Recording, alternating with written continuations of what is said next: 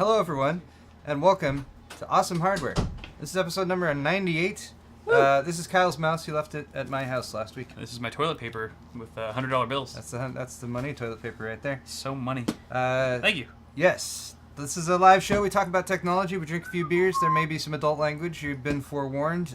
We stream live to twitch.tv/awesomehardware. Hello, everyone who's watching live on Twitch. Hello. We also stream to our YouTube channels.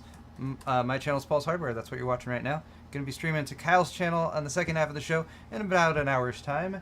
And that's pretty much how this works. It's true. Really quick, going to plug our stores. Mine is paulshardware.net, and you can buy merchandise and paraphernalia. There's shirts with my thumbscrew logo. There's Zero Insertion 4 shirts. Oh, look, this one's sold out. So they're so popular. You better buy them now because they're popular and they sell out. Also some mugs and some pint glasses.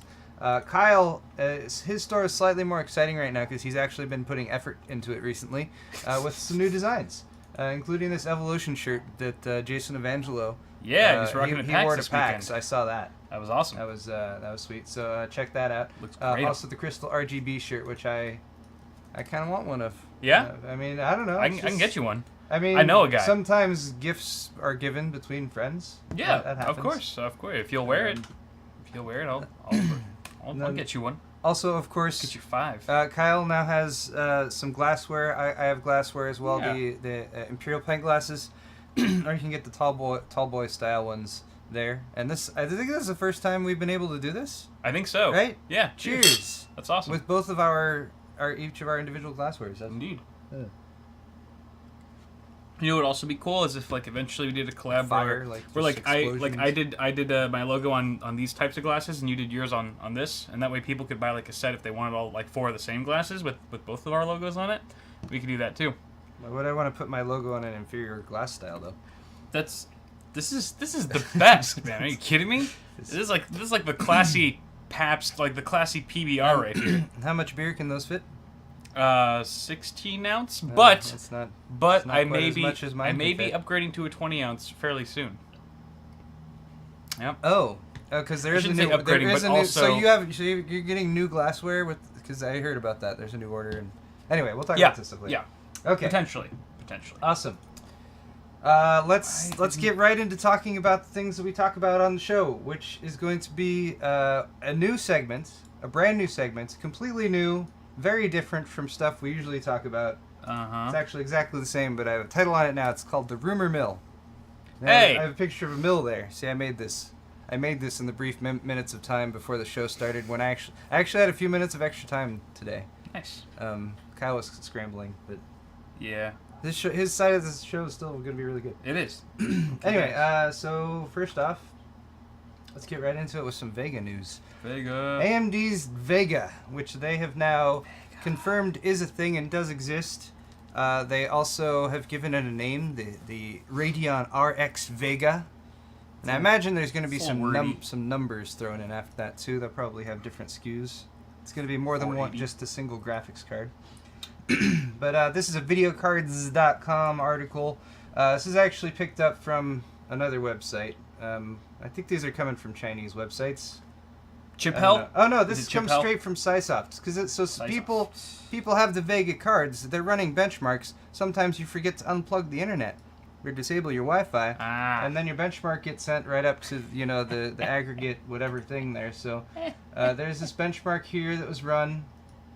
And just to be clear, this is a device ID that they have identified as Vega, because honestly, it's probably what that is. Of course, all of this is rumors, since this is the rumor mill segment. Where's the little code, or where's this the is the code that they're working with right now. So there was one that showed up last week that was 687F:C1. This appears to be a different device ID, which is 687F:C3. If that doesn't indicate Vega, I don't know what does. Which obviously Half-Life 3.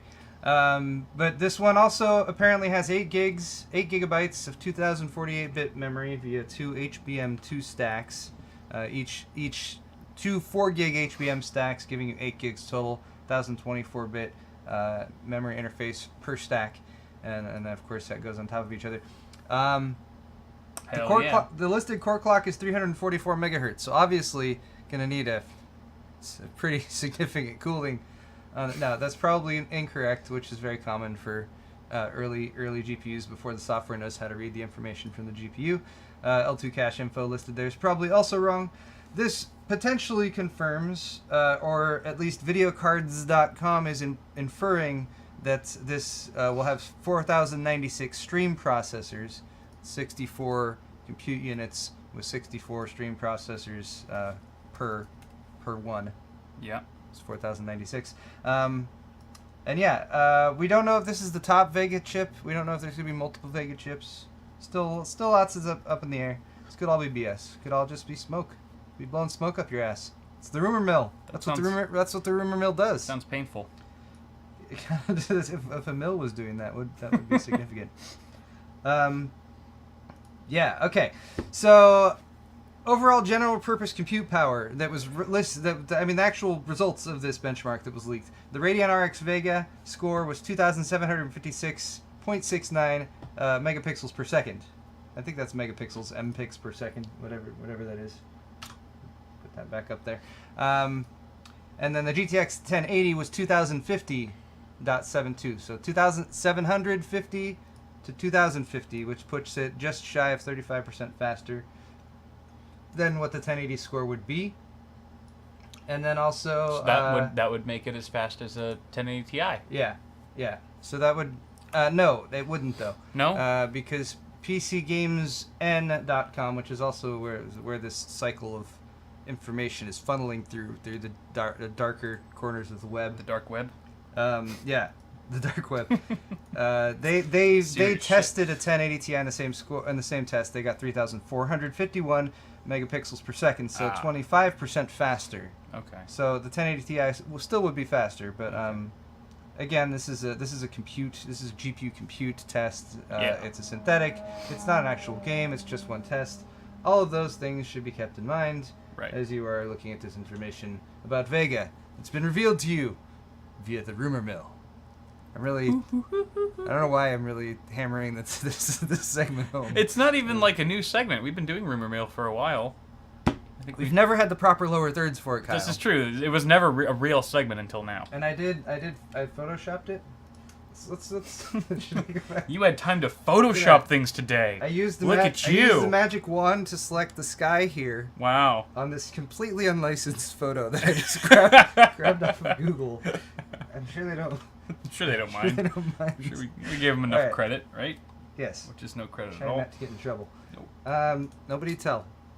Anyway, over to Hexus.net for a story about NVIDIA Volta. Hexus. Volta is the code. So if you look at this, Jensen standing in front of this massive chart, which is obviously there's some subtext I think to this picture, right? Jensen, big old chart, just a big going, like a big curve, like coming that way. right Yeah, from... I mean, is that what we're seeing? Yeah, perhaps. Anyway. Yep. So right now we're on Pascal, and they're like, wow, look how much better Pascal is than all you plebs who have Maxwell. Yep. But you can see also in the distance there, in the Grade Beyond 2018-ish timeline, very vague NVIDIA marketing graph, Volta. So Volta is the GPU architecture that's the successor to Pascal. Basically, there's a little tiny bit of information that has come out on this, which is that, and it again comes through just a variety of sources. This is a Hexus.net article, which got the story from Taiwan's Digitimes, and they got it from the Chinese language commercial time site Commercial Times. How deep does this rabbit hole go?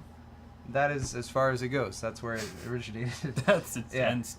Starts and ends there. Anyway, but they're saying the TSMC, Taiwan Semiconductor Manufacturing Corporation, won the orders from NVIDIA and will be fabricating Volta. Yes, TSMC. It's unprecedented. It's not unprecedented at all. But it's also going to be on a next generation 12 nanometer process, which is small. It's smaller than 14 nanometer. It's 2 nanometers smaller. 2 nanometers smaller than 14 nanometer. Volta is going to be paired with NVIDIA's Xavier supercomputer SoC, which is a really cool name for... I don't know why there hasn't been a supercomputer called Xavier before. But that's for self-driving car applications. More on self-driving cars later in the show. Look at these tie-ins. Apparently I planned today's show very well. I don't know. So many... I'm just feeling that way. So much foreshadowing. Anyway, just to give you a brief history, this is from the article, of course. It's excellent reporting here from Hexus.net. The manufacturing process lineage, going back to 2013, was when TSMC began 16 nanometer FinFET. After that, they did 16 nanometer FinFET Plus, and then they went down to the more compact 16 nanometer FFC. So the thing that the reason they're pointing this out is that the 12 nanometer chips they're talking about here are actually said through the article. I don't know if this is a lost in translation thing or something like that. They're calling it the 4th generation of improvements to the 16 nanometer process, which is weird. So given those improvements they made on it since 2013, why they would list a 12 nanometer process to be part of that? So they're theorizing maybe this really is some further refinement of 16 nanometer, but there's some component of the chip, some subcomponent that they are manufacturing at 12 nanometer that allows them to label it 12 nanometer. Anyway, of course, this being the rumor mill, we have no answers for you. It's all speculation. We'll all find all of this out in the future. I don't like it. Side note, the article also pointed out that Qualcomm is going to have its Centric 2400 server chips, also made by TSMC, since the article was originally about TSMC. 48 ARM-based processor cores will be in these server chips, and that's going to be based on a 10 nanometer process. Huh.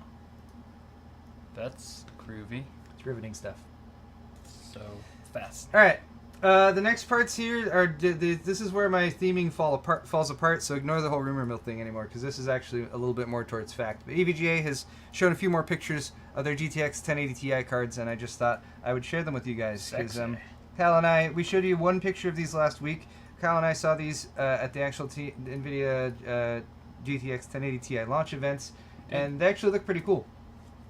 So this one at the top here, this article's from Tech Report, by the way, is the Black Edition, which I actually really like.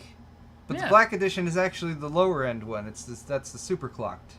So the 1080 Ti SC Black Edition Gaming, because graphics cards are for gaming. Yeah. Is a dual fan cooler.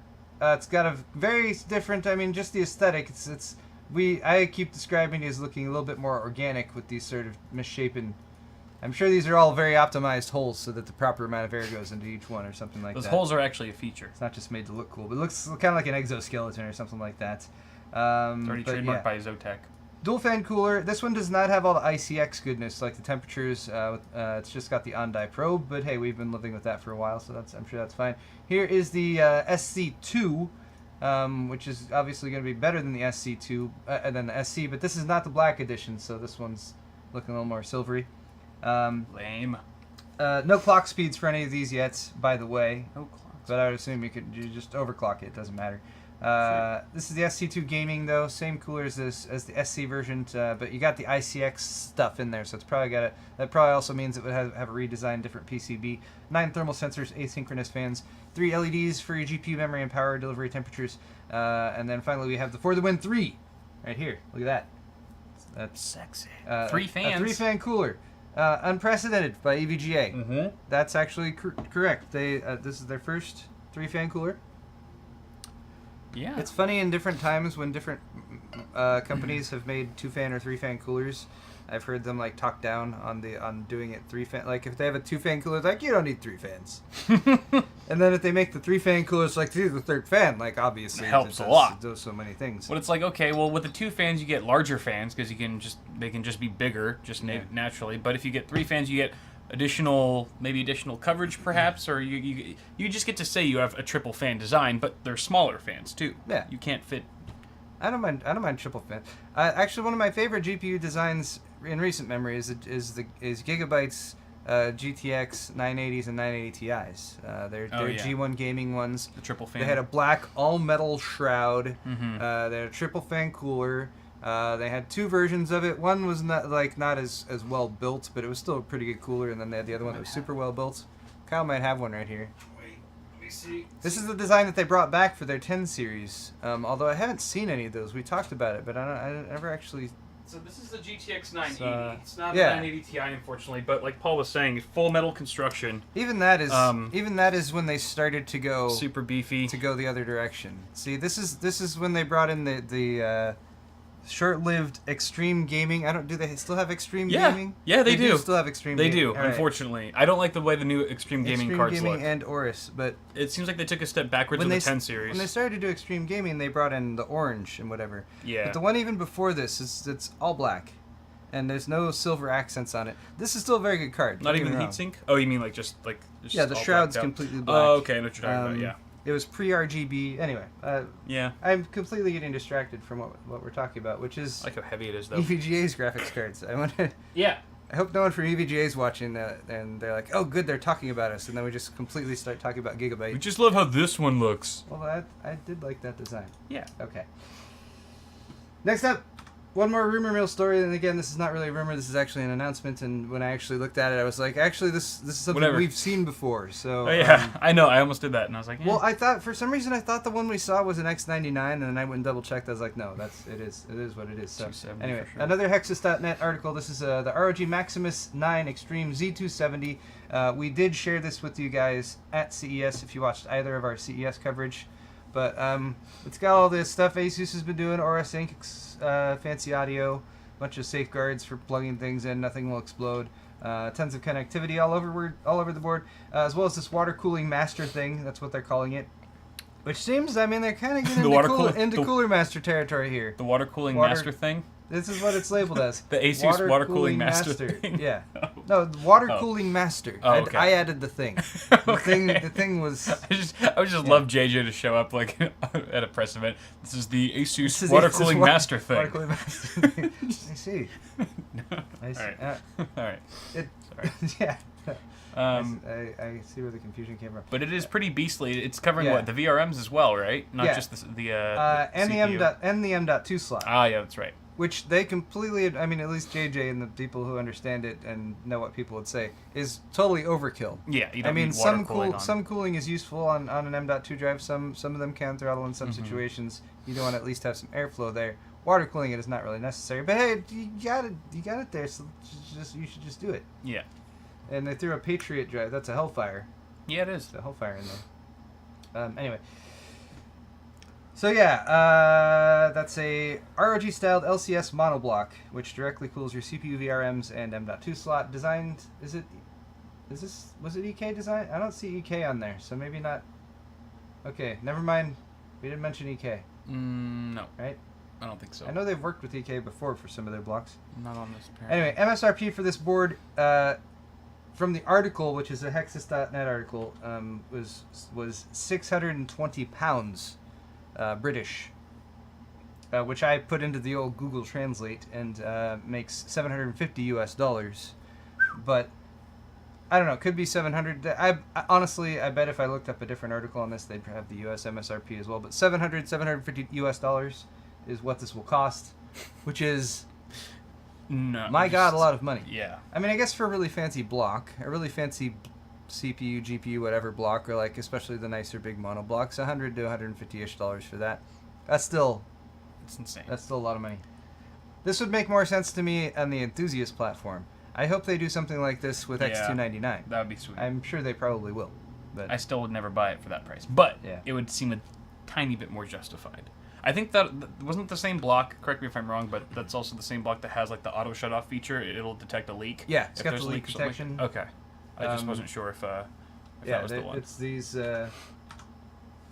You can see these little channels around the rings there, and that's something that is pretty fancy. Yeah, They're pretty proud of that. So it'll basically just power down the whole system if it detects any sort of water within that channel. Those little channels around the inlet and outlet, which is kind of cool. I would imagine you have options for what to do in that situation, but yeah. Yeah. Or no, is it a bits power? Oh, is it? I don't remember bits power. Doesn't that kind of look like the dragon logo? Where? Right there. Oh, on the little plugs. On the plug. I don't know. It's hard to tell. Whatever. All right. Might be right. That's it from my first segment. Yay! Hooray! Let's move on to my second segment. Science.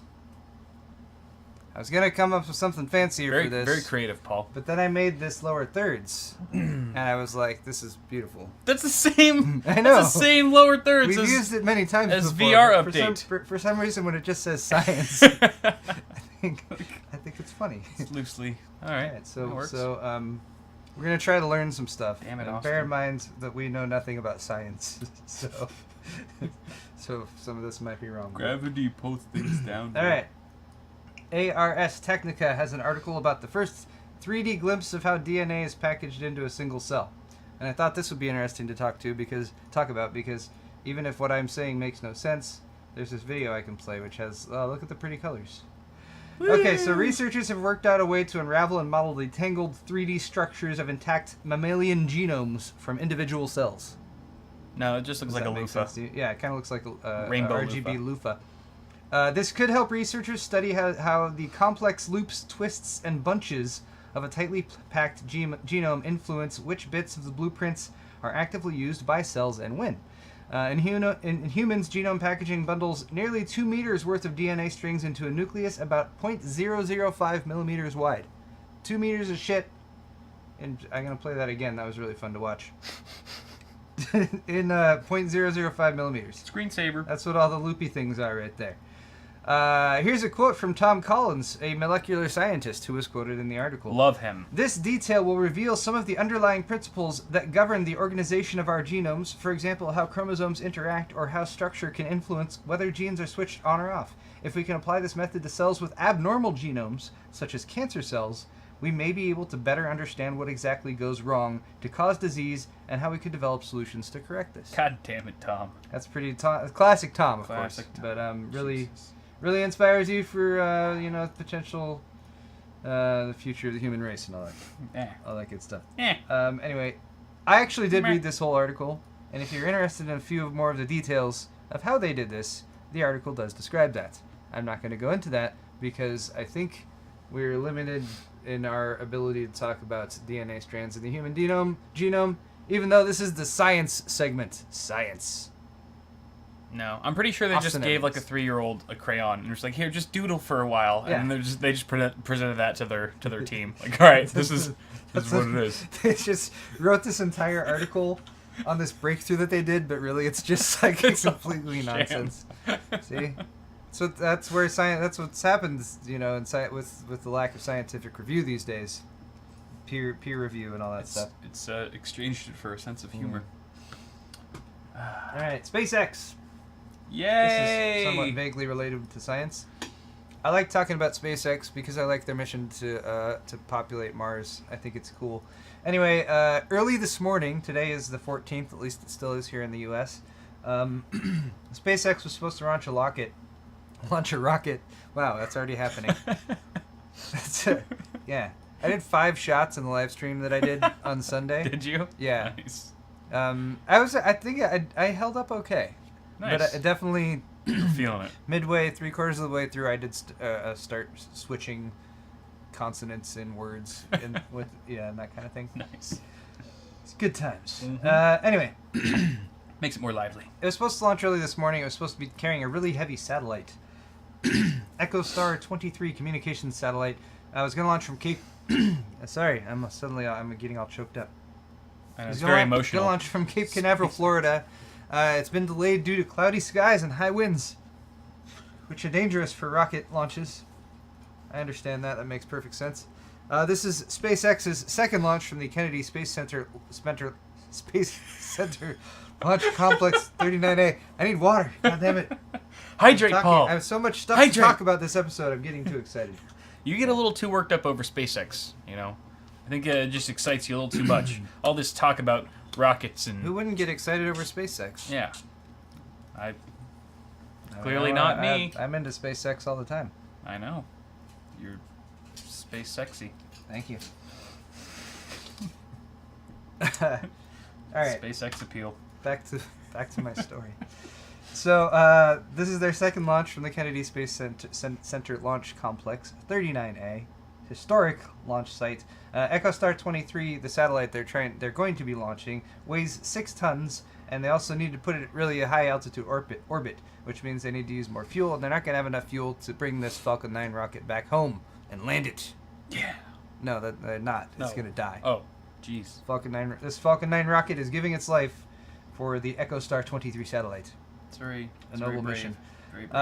SpaceX to date has recovered 8 of their Falcon 9 boosters in various land and sea-based relandings after launching satellites into space, or near Earth orbit at least.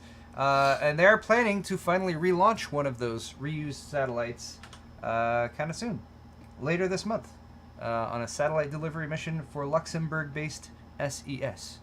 So, What's SES?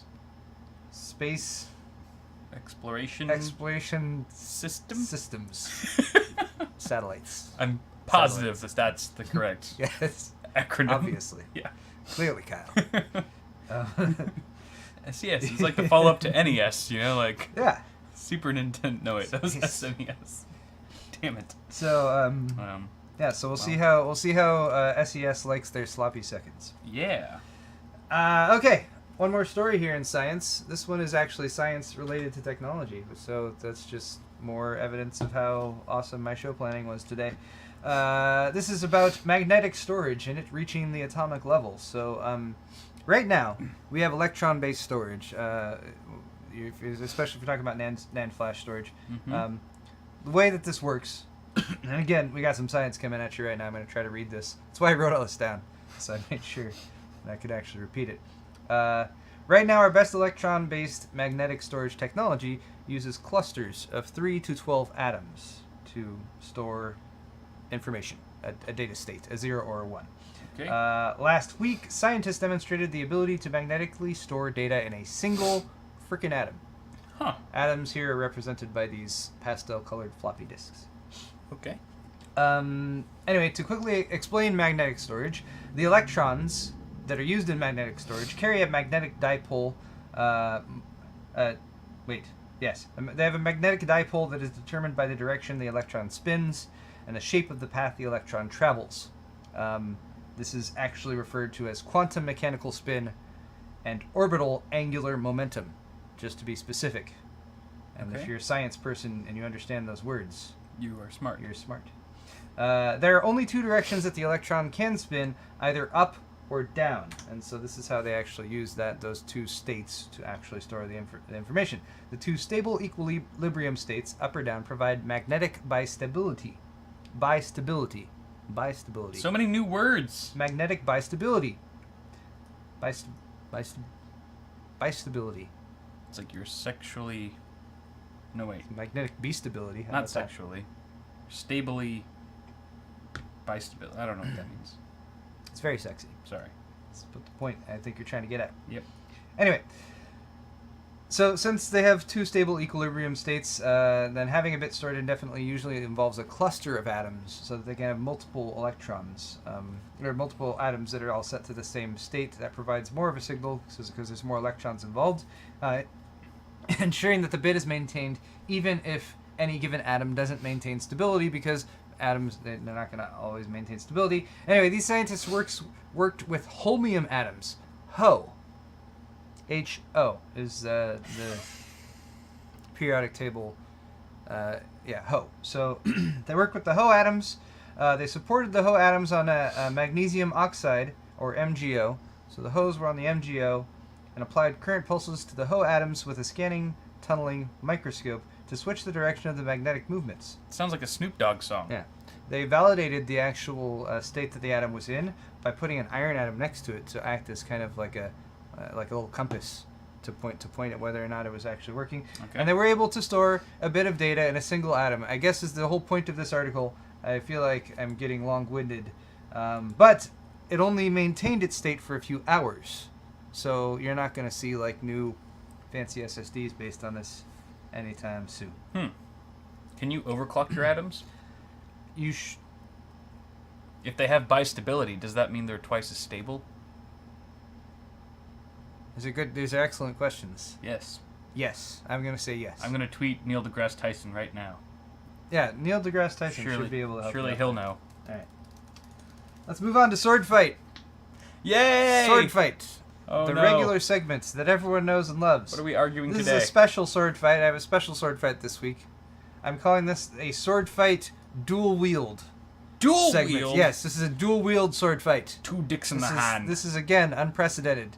It's Okay. never happened before. Woo! Basically, I've taken what we usually do in sword fight is we take a very contentious, controversial subject, topic, or question, we argue about it, and we settle it once and for all based on your votes from you guys at home. And scientific fact. And scientific fact, of course.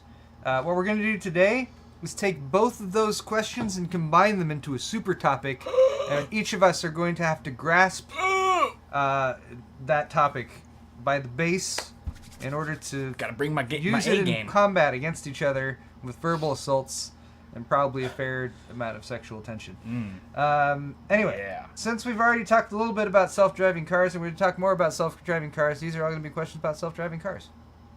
That's Okay. technology, and this is a technology show. That is a self-driving subject. It's completely valid. Yes. So, some very basic questions, but with, of course, deep and far-reaching implications. And I'm of course pasting these into chat right now. Although I've completely lost. Do you need me to paste it into something? Into YouTube? YouTube YouTube chat? I just pasted it into both. Oh. Because I'm so on top of this. Wait, so you're posting both straw polls into chat? Yeah, both straw polls are going up right now. Okay. I'm posting both straw polls. I thought you would somehow merged both polls into one poll. No. It's a super, there are two straw super polls. sword fight. So you do need to click on both of those links that were just posted into the chats Okay. on both YouTube and Twitch. All right. If you want to weigh in on this and influence possibly Double down. the fate of the world. So, first off, just basically out there, and this is to gauge your feelings as well, how excited should people be for self-driving cars? Because you hear it from all sides. You hear the excitement, people. Because I mean, there's, you know what? I'm not even gonna delve into that. We'll do that when we actually answer. Yeah. That. So you Shut got up. super excited, not excited, or somewhere in between. Meh. Finally, how long will it be until self-driving cars are everywhere? Because it's gonna happen. Everywhere you look, this is gonna happen. Unless society itself collapses, which I mean, I guess that's a possibility too. But how long is this going to take? We got everything from 5 to 25 years, or 30 plus if you think it's going to be a slower pace. Both of those questions we must combine into a super answer for each of us. So this also means you have the advantage, of course. Who, me? Since I sprung this dual wield sword fight on you at the last minute, I get to go first. you usually get to pick on the first question the answer. Oh, now I get to pick on But both. since you got to pick, It's only one. actually no, fuck that. What? You pick this first. All right. Okay. How excited should people be? I'm gonna say, man. Okay. I don't agree with any of these. Really? Well, I have yes, no, or in the middle. Like, what more do you want? I think How it's. I personally think it's complicated, and I think There's complexity to it. But I think It doesn't matter. We have to solve that. Right Okay, now. okay. We have to just for the sake of we argument. have to pave over it with the cement of Correct. uniformity. I'm gonna say super duper excited. Okay, I think self-driving cars are the future. Hold that thought. Okay. Hold that thought. All Right. Now, how long? Now, I'm obviously 8 inches. he picked super excited, so obviously Oh, right. I gotta go with not excited at all. Mm-hmm. All right. Now, how long? And I get to pick first here. Okay. And I'm gonna play the odds here. Probably, I can argue this too, but I'm gonna say 15 years. So I'm gonna go with the 15 right there. Clearly, obviously. So then, how does the arguing work from here? Do I argue my 1st point? You'll still argue first. You still get to go first. Okay. Okay. But you need to. I need to choose one of these. Yeah. I'm gonna say 10 years. 10 years. I'm gonna say a decade. I was going for 10 years. Yes. Everyone, please click the links. Also being provided by Cell Processing in chat. Also, big shout out to Cell Processing Yes. for being our awesome moderator. Thanks, Sal. He does a great job. Sal's the best. He's also now a moderator in my YouTube channel. Nice. Although I told him he didn't have to do anything there because YouTube can be a little, it's a little Yeah. crazy. You need like 30 mods for Crazy YouTube. with the chats. 30 mods for every Anyway. Twitch mod. All right, so what's your So argument here? I'm gonna say super excited, because I mean, come on, driving's a drag. Unless you're going on like a road trip where that's like the point is to drive. Driving is just a means to get to the place you really want to go. I know they say like, it's not the destination, it's the journey. Fuck that. It's the destination. I mean, you go to Disneyland, come back from Disneyland, man, the ride to Disneyland was amazing. And we got there, and then, whatever. No, you're talking about the day at Disneyland. So, what I'm saying is... The ride at Disneyland that drove you around. The ride at Disneyland is autonomously. way more important, Why am I helping clearly. you? See, I so also, as technology advances, we get more devices that can do more things, more mobile devices that are more compact, portable, easy to carry around. The Nintendo Switch just came out. I would love to be able to play like a Nintendo Switch handheld on my way to your place every other Tuesday for Awesome Hardware with an autonomous vehicle. No, because the only time I would ever use it is probably in mobile mode. Because when I'm at home, you're not getting a Switch until you get an autonomous car, is what you're saying. Exactly. I would have much more use for like a handheld gaming device if I did not have to drive. I mean, it would just take care of so many things. There are so many things that you can do, so many other ways you can be productive with your time other than driving. I think driving is kind of like sleeping in a way. Sleeping is a waste of time. Yeah, and if you can afford it, don't sleep. You know? It's relaxing, but it doesn't get you anywhere. It's annoying too. Driving can be sort of relaxing, but it can also be stressful. So I guess depending on where you live, we're in LA, so we're kind of cursed with that. But it's never productive, unless you're talking in terms of like actually getting to where you want to be. But that's besides the point. The point is you can do both. You can get to where you want to be while doing something else entirely with the help of autonomous driving, and I think. That is the future. We're constantly trying to push ourselves as humans, trying to do more with less time, because all of our days are numbered, so to speak. So if we can find a way to do more with the same amount of time, then I am all for it. I think that is eventually the truth that everyone will see. So 10 years, I think 10 years is probably fair. I think Tesla has already made a lot of headway, or no, a lot of traction with that. I think 10 years is probably going to be when we start seeing at least 50-50, where half the cars on the road are self-driving, the other half, or at least have some sort of self-driving technology built into them, even on like the entry-level tier of certain vehicles. I think we're going to see self-driving start to really blossom very soon. Yep. That was a good show, Blossom. Never saw it. Really? Before your time. Man. Okay, so Zed, I thought you were going to completely forget the 10-year thing. You Nope. you snuck it in there right at the end. I had a rebuke ready. I was going to give you a really hard time. But nope. All right, that's fine. Sorry. That's fine. Now you got to change your strategy. You're worthy. You got to switch up your opponent. gameplay. Yeah. So, all right. Obviously, I am arguing the opposite of what Kyle argued, because self-driving cars are terrible. No one should be excited about them, and in fact, people should be the least amount of excitedness possible. In fact, going into negative excitedness, if that is something that they're capable of, because self-driving cars are going to lead to the end of humanity and the destruction of all of mankind. Because let's start short term. Like, obviously, this is all going to go down in about the next 15 years. Because in about 15 years, you know what I never did? I never explained the more specific what I meant by how long it will be. I just figured you have a touchscreen too. It's a little important. I did have a specification there. To be which specific, doesn't matter now. It says a mass-produced autonomous car can be purchased for under $40,000, and the regulations and technology are integrated into most major roads. That's what you meant by. That's what I meant. At what point? And okay. I meant to specify that, and I put it in the show doc, and then I forgot. How did I forget? And you were counting on you were banking on the fact that I would forget my half of the argument. Instead, you forgot the whole question. Not the whole question. That's a sub point. That's not the whole question. Defines the question. No idea how I forgot that though. You asked. I don't know what it could have influenced my memory. Clearly, no one can trust whatever argument you're about to say now, as your memory is faulty. It doesn't matter. You didn't argue on that point, so I'm not going to go that way. Bad DRAM. I'm not going to go that way either. So in about 15 years' time, we're basically going to see a sea change in the automotive industry and in the transportation industry. And of course, it's going to be spearheaded by autonomous cars, because autonomous cars are the simplest way to introduce autonomy. We already have autonomy in a lot of situations. You look at mass transport situations that they have in major cities, but those only work because they're built in a very small area that's able to service a lot of people. Autonomous cars are going to be everywhere because the roads, by and large, all over the world are already in place, and you just need the vehicles that are able to drive on them. It's going to happen. The technology is there. All the largest tech companies, and we're going to talk about this in a minute when we get to the news segments, Intel included, have invested in some way in autonomous driving. It is going to happen. 15 years out is the right amount of time because that's about the amount of time it's going to take to get past the regulations. It might be even a little bit beyond there before we see like everyone using autonomous cars everywhere. But the biggest drawback to this in the immediate future is going to be the number of jobs that are lost because so many jobs are already in transportation. I think it's something like 40 to 50% of jobs are involved with transportation. Once those jobs go out the window, people aren't going to be able to make any money.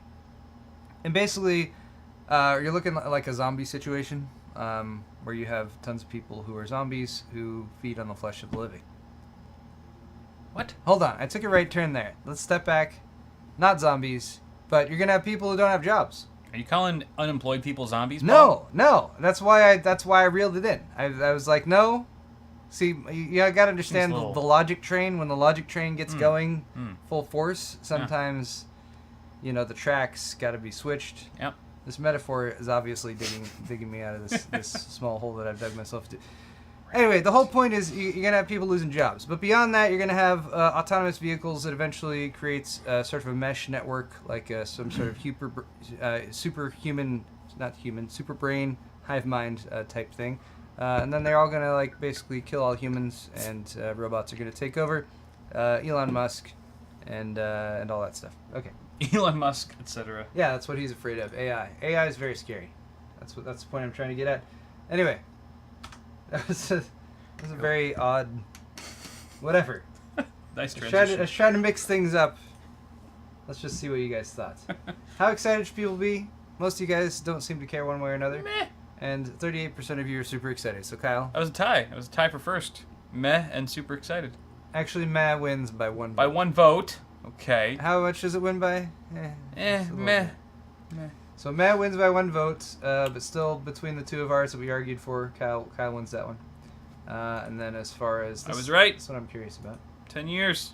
Oh my god! Ho ho ho! Wow. You got your ass double-handed to you. I thought the dual wield.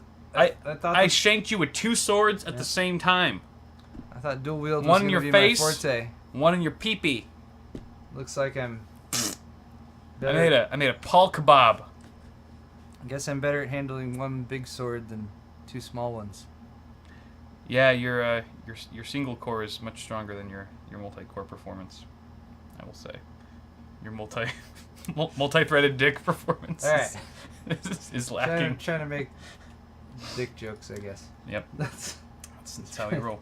I feel like my half of the show is going rapidly downhill.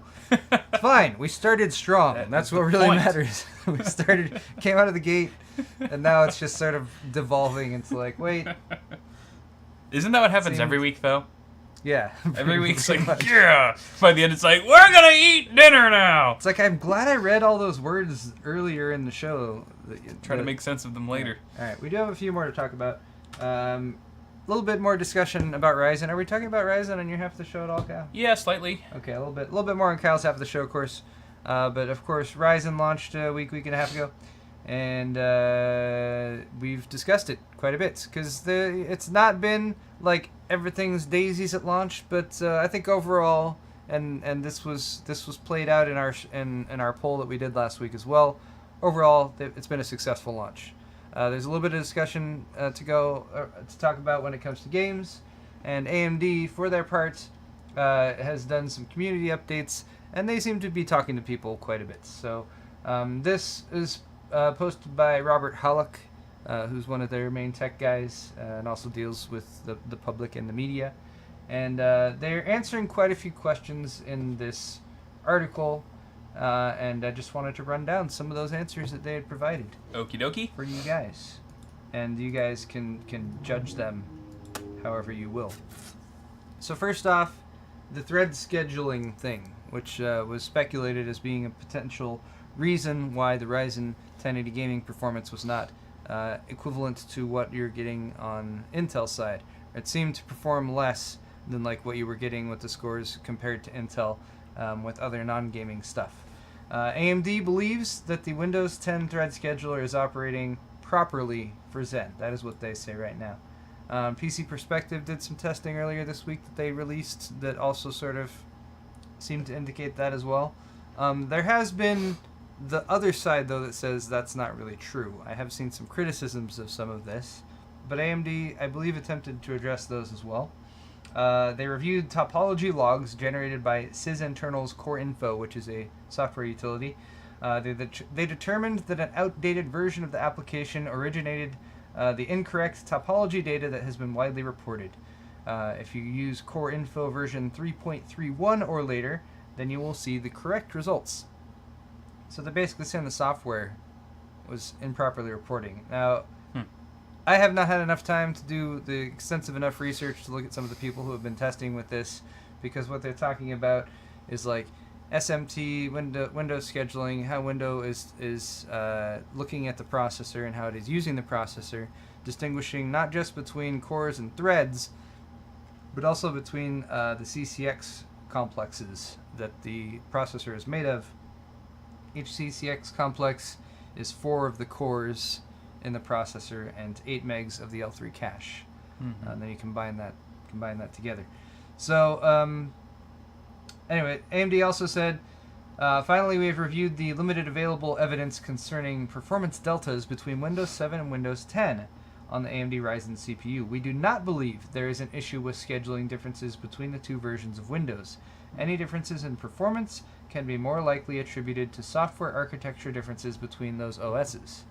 And indeed, they did list a variety of games, and there are some games that get a pretty decent performance boost when they're tested with Windows 7 versus Windows 10. But there are other games that don't, and there are other games that perform worse. So, again, it's sort of muddled, and it's difficult to exactly look in there and say exactly here is the cause.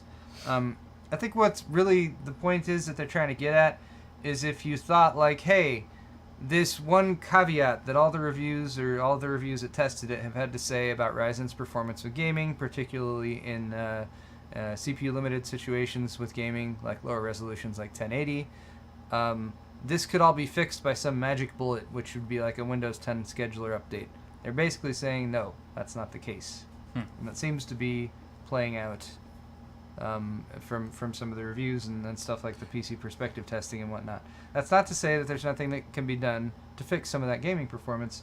And they talk again more specifically about working with some of the developers of games and doing some more specific coding to that's Ryzen friendly, I guess is what you might say. Have you seen that one video? It's just some guy who's got like just a few hundred subscribers or whatever, just some random guy who's testing Ryzen, but he has like some application open that shows the like utilization of which threads on which CCX are being taxed, and he fires up some like random synthetic benchmark a couple different times, and every time he does it, you can see 2 of the threads firing up on, like, let's say like first it'll do on the first run maybe 2 threads on one CCX are firing up, which is pretty much how it's supposed to be intended, and then he'll fire up the same application. But that time, like, you'll see one thread go up on one CCX and another thread go up on another CCX.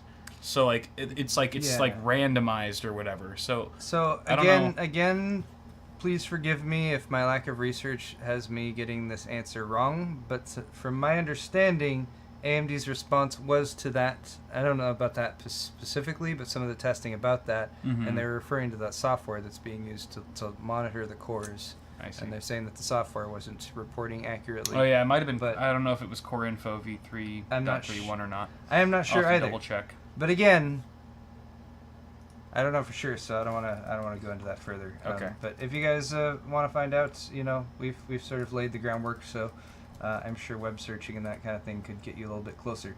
A couple of more things. They mentioned temperature reporting, and specifically the 1700X and 1800X carry a plus 20 degrees Celsius offset between the TCTL, which is the temperature control that's reported, and the actual TJ Max temperature. In the short term, users of AMD Ryzen 1700X and 1800X can simply subtract 20 degrees Celsius to determine the true junction temperature of their processor. The 1700, however, is not affected by this. This seemed really weird to me. But it also explains, at least for me, if this is also what's being reported by Ryzen Master, this explains to me why you were getting really... why my 1700 looked like it was running so much cooler than my 1800X and my my 1700X. Yeah. Because it was significant, and I was like, that seems weird. The overclocking didn't play out. I wasn't able to suddenly overclock it more for some reason. Yeah. But it did look like it was running much cooler. Since it was so early and everything, I didn't really read into it that much. I was like, oh, the temps that are being read are probably just inaccurate. But Well, yeah, I remember when I was testing my 1800X, I was also seeing temperatures in the 70s, 80s, but like I would touch the Noctua cooler that was on it, and it would hardly be warm. Mm-hmm. I'd be like, it's showing 80 degrees Celsius. It should be like borderline, like, ooh, I shouldn't be touching this. It's hot, and it was like perfectly, like, almost ambient. Yeah, so you could tell. You could tell there was by something going on how much there. heat was being put out that it seemed like it was registering hotter than what it was. So, again, waiting on a lot of the software utilities to be updated to work properly with that, and I imagine that now that the chips are actually out and everything, that hopefully that will happen soon. That was actually one of my stories, Oh, okay, cool. but now it's not. AMD's still recommending using high performance mode, power mode in Windows 10. That's something that Windows would be really nice to have a Windows update for people who are not as up with technology and who do get a Ryzen based system. You don't always know to do that, and that does definitely. Wait, what are you saying? That there should be an update that just forces it? Using high performance power mode, or either that provides, because using high performance power mode, what does it do? What's it do? Well, I know it It turns core parking off, and it allows a fast frequency change. It reduces the amount of time for the processor switching between power states, which is pretty important, and it has been shown in benchmarks to improve performance. Just saying, to make the normal power mode do that too. Oh, Windows 10, right. Yes. So that it just happens. Patch, so the patch balance processor, mode or whatever. the processor can work how it's designed without needing you to go and change any Windows settings. They also acknowledged SMT, simultaneous multi-threading performance differences. It does also vary a lot between titles, whether it's on, whether it's off. There are very limited situations where turning SMT on can lead to less performance than with it off. They didn't address the CCX allocation thing that we already kind of talked about a little bit. So that's something that people, like some of the comments and everything, were still sort of complaining about. So maybe there'll be more information about that. But they did address a decent number of questions that people have been asking, although all the questions are not answered. Let's leave it at that. All right, a few more quick news topics to talk about. Here's a new Gigabyte product. Wanted to show it really quick. You guys have seen stuff like it before. Is that the Razer Core? No, it's not the Razer Core, but Oh. it is yet another external GPU enclosure. It's actually the Aorus GTX 1070 Thunderbolt X Connect box. Why does this picture look so horrible? I don't know, because it's Taken off of a Nokia? taken off of like Flip phone or the something? selfie cam on the Nokia flip phone. Yeah, that's a pretty crappy picture. This is another Hexus article, though. Yep. This was showed off at PAX East just this past weekend. It has Thunderbolt 3. They're shipping it with a GTX 1070 Mini pre-installed. I don't know what I think about that. A 1070 Mini? A 1070 Mini. Oh, okay. I was just Um, testing that card this week. That's a good card. Okay. Oh, But- that's what that is right there, isn't it? Where? Yes, in In the box. Yeah. Okay. And it's also in the system that's right above your head. The little Oh, one. right there. Yeah. Oh, because that's your February build. Yeah. Oh, okay, cool. Yeah, it's a good card. But why do you feel kind of on the fence about it? Just because buying an external box, I'd want to buy the box and buy the card. I mean, if you Oh, if yeah. you get a significant Right. discount for buying them both, then perhaps. But So then they're not what offering if it. I wanted a 1080? Maybe they're maybe not they'll offering it a offer la a carte? 1080 version. Maybe they'll offer it a la carte. Again, I wanted to only gloss over this story because there's not enough information for it to be more interesting.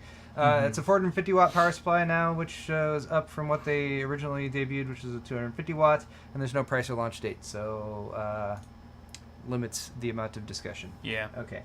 ZTE, which is the second largest telecom equipment manufacturer in China, has been hit by a record $1.2 billion fine from the U.S. government. This is from The Verge. ZTE pled guilty, so this isn't like something that's like the U.S. is accusing and they're saying no. They have pled guilty to this.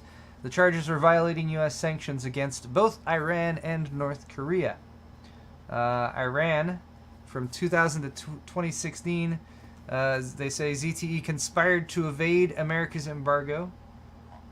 There's nothing very interesting to show here. Really quick, in chat, I've been notified that it is our good buddy and pal's Crafty Hack's birthday tomorrow. Crafty so Hack. very much a happy birthday to you, Crafty. Crafty's birthday, actually Crafty. the one who let me borrow that Encase M1. That's his. Oh, cool. He just shipped it to me, like, no questions asked. Keep it as long as you want, and that's why February's PC of the Month was able to happen. Yeah. So happy birthday to you, Crafty. And I was also informed that it's One with a Beard's birthday as well. One with a Beard is, I think he's British, so that's why we like him. He's got a British accent, and we play games with him occasionally, H1Z1 and the like. It's his birthday today, I believe, if I remember correctly from chat. So happy birthday to both of you. So many birthdays. You're both old. Spring babies. Is it spring? It's spring now, right? Well, I saw in chat, It's only Crafty's One with a birthday. Beard said that it was his birthday today. But I could have misread it.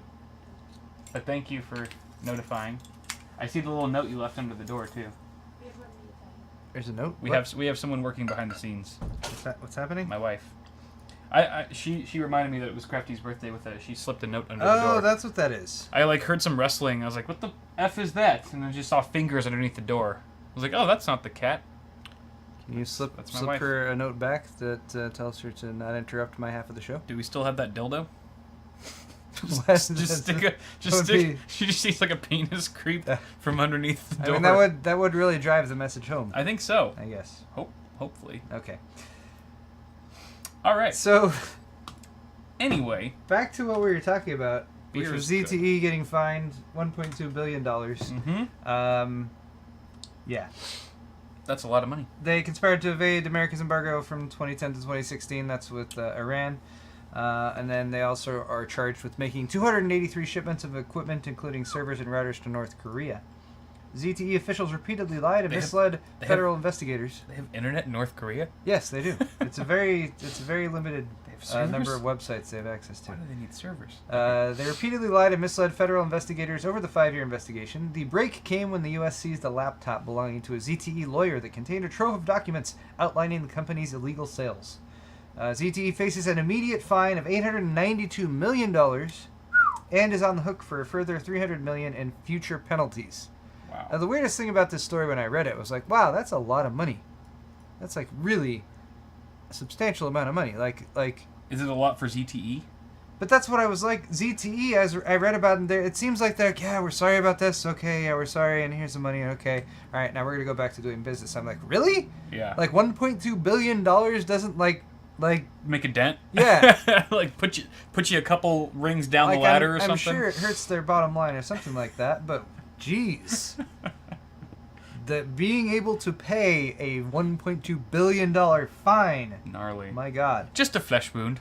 Yeah. Wow. In a related story, Huawei is also under investigation, and they're apparently the largest telecommunications in China? manufacturer, I think, in the world. Oh, wow.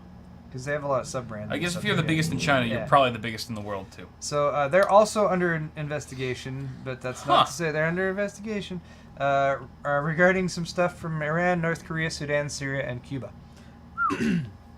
Anyway, speaking of billions of dollars, our next story has to do with a lot of money. Yes. Final story for today. Intel has paid is going to pay $15 billion to buy out Mobileye, which is an autonomous car technology company. Yeah. So they're planning to acquire Mobileye, $15 billion. This will make them a pivotal contender in the race to build robotic cars, autonomous cars, which we've already talked about. It's been somewhat of a running theme in today's show. So well planned with running themes. Woo! This is the second largest buyout ever by Intel. Although I don't know what their first largest is. I feel like I should. But I don't. This is also the largest ever autonomous car company buyout, indicating that there certainly is a lot of hype and a lot of stuff going on in the marketplace, and that this is probably going to be a pretty huge industry that's growing up over the next few years, probably 15 years. At least 10. I'd say no more than 10. No more than likely 10. 15. 10. But Mobileye was founded in 1999. They're based in Israel. They provide sensors, processing hardware, and software to automakers so that their cars can see the world around them. They're working with Audi, General Motors, and Ford. They more recently have been doing some promotional stuff with BMW, working with them. They're going to be this partnership, and Intel in general is going to be a formidable competitors to chip makers like NVIDIA and Qualcomm. I'm glad it's coming to my end of the show. I'm beginning to lose my ability to speak. Who, of course, are already in the robotic car space. Incidentally, Mobileye was also working with Tesla and used for their Tesla autopilot, but then there was a fatal Tesla crash. And I believe Elon Musk and maybe Tesla as a whole sort of said, like, oh, it was the Mobileye software. Like, they blame Mobileye on it. Yeah. So they don't work together anymore, apparently. So Cool. There's just some drama for you in the Sounds like a autonomous PR car thing. space. Mobileye is one of several companies developing computational systems that can program themselves. AI. Thinking computers, learning machines. Sounds sketchy. And they will be tested in BMW vehicles later this year.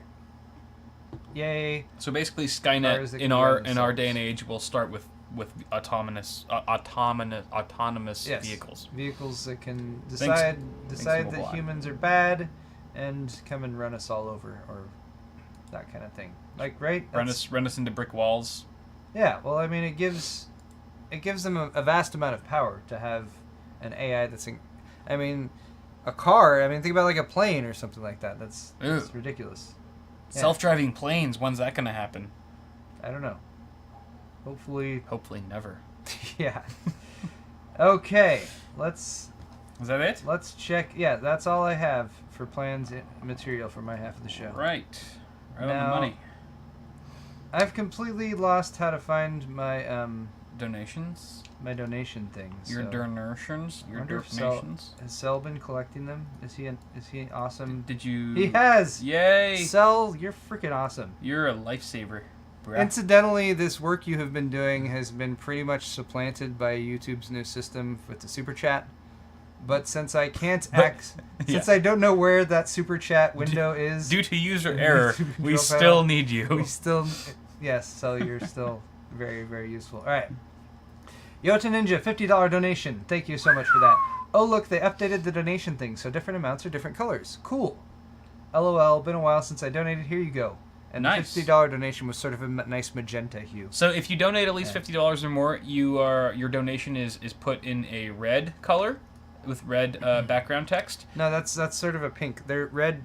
Red starts at $100. Oh, red starts at 100. Yep. So this is a sort of a pink magenta. Yeah. Looks like it. Magenta. You are the only magenta in today's donations, Hey. Ninja. So congratulations. Yep. Nice. You get special thanks. You I get the mean- reach around.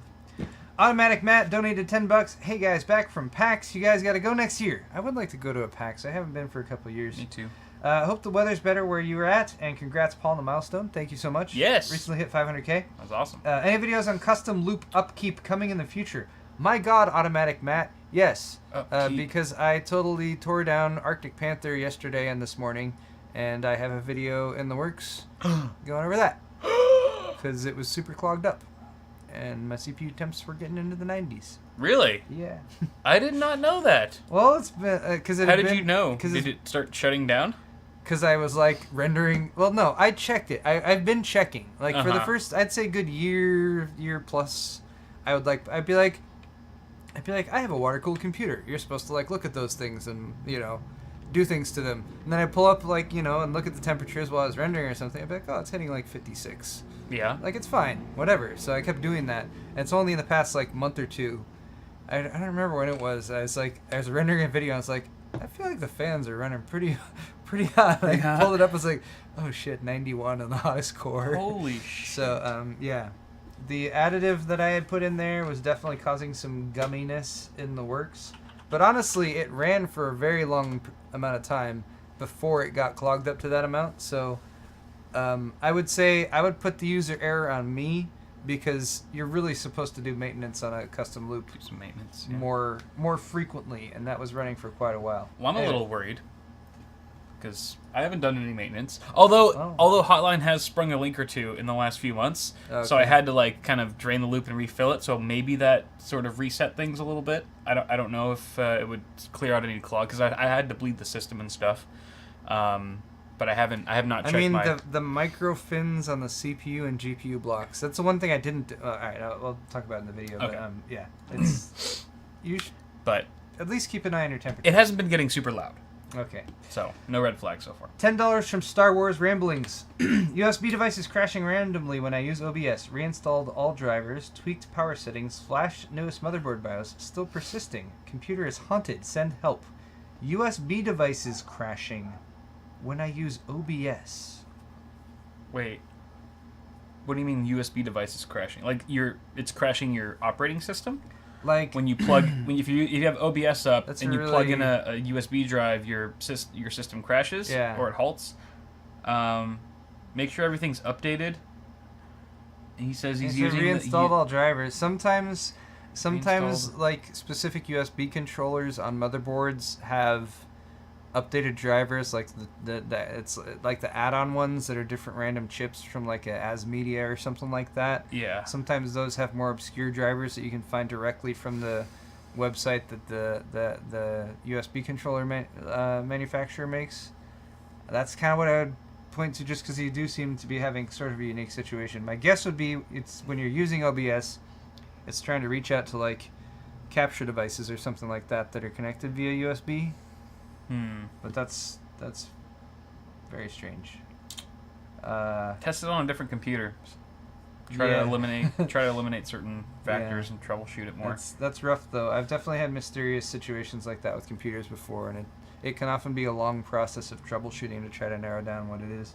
Yeah. But anyway, Also, thank you for the try different USB ports too. Yeah. Because that could narrow down which driver is the problem. Yeah, and definitely get a map of what USB ports on your motherboard go where, so you know what you're plugging into, whether it's a native USB port that's controlled by the chipset or whether it's an add-on one.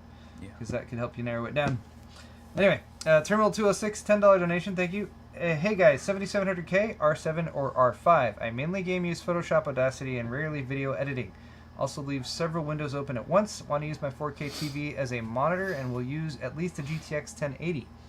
I would say, since you do have a bit of more diverse usage than just gaming, give some serious thought to a 1700. Yeah. That will cost you about $330.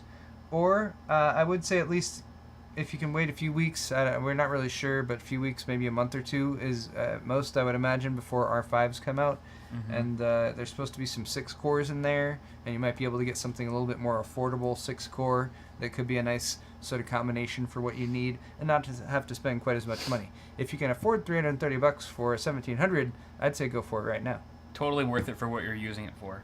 Motherboard might be a little bit hard to come by. Those are kind of in short supply right now, but hopefully that will be solved soon. You forgot Shadowfx. I did? Above terminal. Oh my god, I'm sorry. It's okay. $10 from Shadowfx. Thank you for that. Just wanted to say thank you guys. Because of your videos, my first PC build was 100% pure success. Was super nervous to do it, but y'all's videos really helped me out. Love y'all. We love you too, Shadowfx. Thank you so much. Congrats on the first build. I'm really glad that worked out. It's a good feeling too. It is. You know, getting that all together, having it work. Demonomaniac, $5 donation. Hey Paul and Kyle, I'm a big fan of your channels. Glad to be cracking open a beer on my 21st birthday. I'm watching you guys live. Happy birthday! Cheers! Happy birthday! Cheese! Hell yeah! Drink up. Wonder what you're drinking. Get crunk. Coda, $10 donation. Coda. Got a new job, so I can donate now. Here's $10 for my ad block. Stay sexy, Pimp Daddy. Nice, Coda, man. That is a classy move. Thank you so much. Very classy. We do not mind when people use ad block. We completely understand. As long as you give us lots of money. But if you want to do that at the once same in a while. time, hey, then everybody wins. Yeah. Cian Voltaz, or C-E-A-N. Sean? Sean? Maybe it's probably a foreign yeah. Sean? $10 donation. No comments, but we definitely very much appreciate that donation. Thank you so much. Cool. Gundy Call. $35 donation, which gets a nice orange hue. Yeah. It updates it from the yellow. It's very rising. Congrats on 500K, Paul. Love both yous and Kyle's channels. Kyle's channel. Keep up the good work and bringing us all the sexy computer porn. Woo! Thank you, Gundy Call. We do it hardcore. Thank you for the donation. Thank you for the congrats. I'm super stoked to have hit 500K. Hell Finally, yeah. Coda with another donation. This is he also donated that $10 donation. Also, Paul, what is your favorite Star Trek series? Because I've eyeballed that data picture in your office, and I have been wondering. So it's a good question. I have a particular fondness for the original series, for the original Star Trek series with Captain Kirk and all that. But I mean, it's very campy and it's 60s and all that kind of. So that's more of like a LOL, I think it's funny kind of thing. I'd have to go with Star Trek: The Next Generation because that's what I actually watched when I was like, I don't want to say how old I was. I was like early teenager, pre-teenager when that was on. And I remember watching it on Wednesday nights and thinking it was cool. Not thinking it was cool, thinking I liked it. I had no, there's no way I thought it was cool at the same time. Okay, real quick, some Johnsons, and then we'll switch over to Kyle's half of the show. I have 4. Kyle's got a few as well, I'd imagine here. Hold on. Nicholas from Germany. Oh my God, all the way from Germany, getting a Zero Insertion Force shirt. Woo! Johnson to you, Nicholas. Double Johnson for picking up an Evolution shirt, Crystal RGB, overclocking mug, and a Stay Positive shirt. Hell yeah. Thanks, man. Taking advantage of Kyle's new inventory. Wow. Also, if you buy from both our stores, you're going to get that package together. You will get a shipping discount, which I imagine going to Germany is hopefully at least a few bucks. Yep. Benjamin, thank you so much. Johnson to you. Double Johnson. From Michigan. Yes. Yep. Got a Thumbscrew shirt from me. And Bios Flasher shirt from I. Lovely, wonderful. That's all for me. Couple more from I. Wade from Cincinnati. Thank you so much for grabbing that Paul's Hardware White Lego shirt. Wade. Beautiful. Johnson to you. And we have Josh from Illinois. Got a Thumbscrew Black Logo shirt. Josh, thank you so much. Johnson to you, sir. And that is all from my half of the show. Lovely. If you're watching this live, thank you so much for being here. We're going to cut my half. We'll post the link. Actually, the link to Kyle's half should be in the video description. I hope I updated that. If not, we'll post that. Also, if you're watching, hit the thumbs up button. Let us know you enjoyed this video. Thank you so much for watching. And have a lovely day. Have just a wonderful day. Or lovely night. Or night. Could be nighttime where you are. We don't know. Good point, Kyle.